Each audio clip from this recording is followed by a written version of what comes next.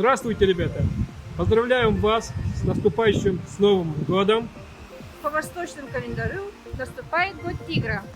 И мы, педагоги детского подросткового центра с Ириной Николаевной, Романом Романовичем. покажем вам мастер-класс, как сделать снежную скульптуру тигра.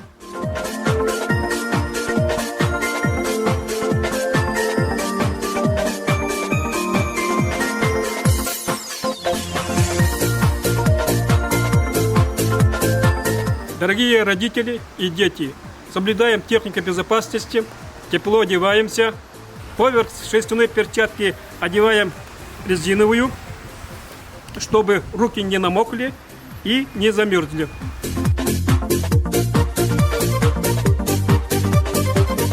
Мы заранее подготовили твердые основы из снега. И мы приступаем к основной работе.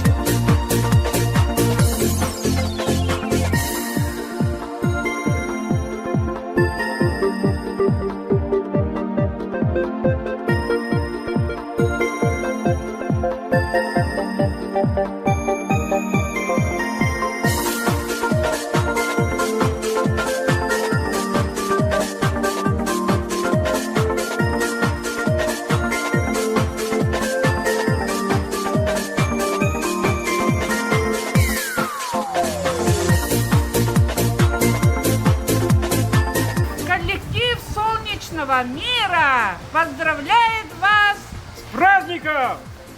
С Новым годом! Крепкого здоровья всем! Счастья, радости. Yolлak olun. Sana sığınan. Sana Пока!